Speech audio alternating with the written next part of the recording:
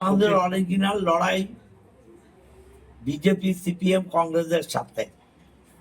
দল মনে করেছে যে আমার চাইতেও দেবাংশু ভালো হবে, কারণ এরা যুবক, এরা অনেক বেশি ফাইটার, আর দেবাংশুর একটা লড়াকু ইমেজ আছে, অতএব নিশ্চয়ই ভালো হবে।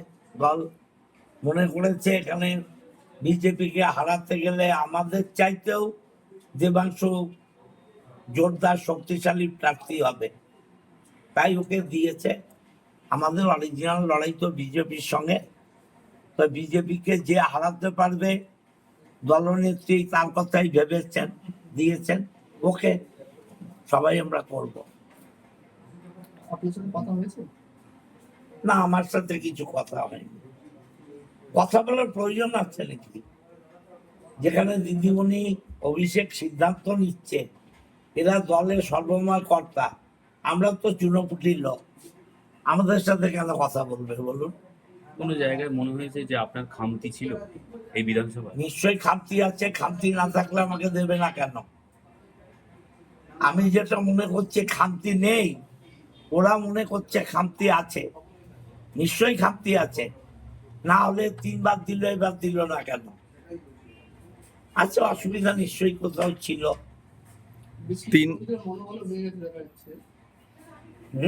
অনেক কর্মী আপনার কাছে এসছে, কেউ কাঁদছে, কেউ দুঃখ করছে, কেউ এরা বলছে এটা হবে, আস্তে আস্তে ঠিক হয়ে যাবে।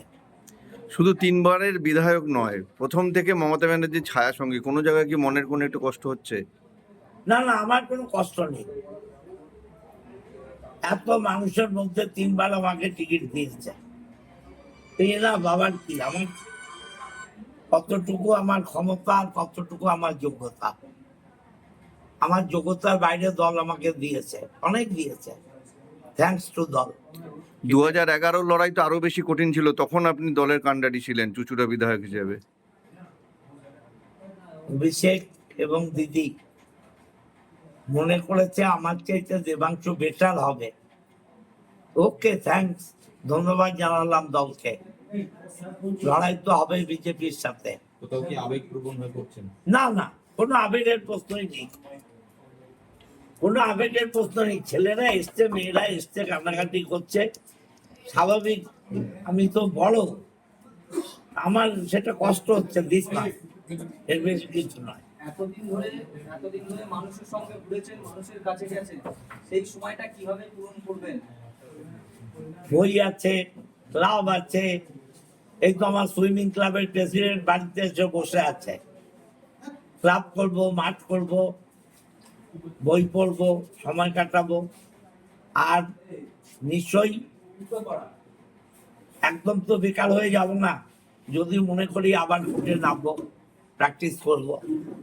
লয়ার ডিগ্রিটা আছে, বার কাউন্সিলের সার্টিফিকেট আছে, কোর্টে নেমে যাব। রাজনীতি কিভাবে সন্ন্যাস নিচ্ছেন না? না, রাজনীতি আর করবো না, রাজনীতি আর করবো। তাহলে কি সন্ন্যাস নিলেন? রাজনীতি থেকে বিশ্রাম নিলাম।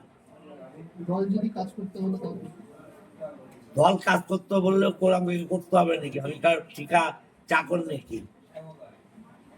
এই যে আপনি যে 24 দেবাংশ হয়ে প্রচারে বেরোবেন? দেবাংশু এলে ভাববো। আমাদের হুগলির সাংসদ বহিরাগত, দেবাংশুও বহিরাগত, আমাদের জেলার কেউ নয়, আপনি জেলার ছিলেন, আপনাকে আচ্ছা, প্রশ্ন এটা তো করতে দল, হয়েছে। আমি তো দলের লোক, আমি তো নির্দল নই। আমার দলের সর্বময় কর্ত্রী মমতা ব্যানার্জি আর সর্বময় নেতা অভিষেক ব্যানার্জি। তারা যদি মনে করেন যে বাইরের লোক এনে এখানে উপকার বেশি হবে, উপকার তো পেয়েছে। রচনাকে এনে এসিড তো জিতেছে, আবার দেবাংশু আসবে, জিতবে, অসুবিধা কি আছে? যেখানে কল্যাণ বন্দ্যোপাধ্যায় সাংসদের ছেলেকে দেওয়া হয়েছে উত্তরপাড়ায়, আপনি দেখুন, আমি এসব নিয়ে দল যা ভালো মনে করেছে করেছে, আমি এখনো পর্যন্ত দল করছি, অতএব দল যেটা সিদ্ধান্ত নেবে সেটাই আমার সিদ্ধান্ত।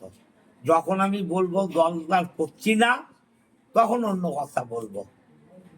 তৃণমূল হয়ে প্রচার করবেন? হুম? বিধানসভা হলে তৃণমূল হয়ে প্রচার করবেন? দল করলে অবশ্যই প্রচার করতে হবে। তৃণমূল যদি করি তাহলে তৃণমূল হয়ে নিশ্চয়ই প্রচার করতে হবে।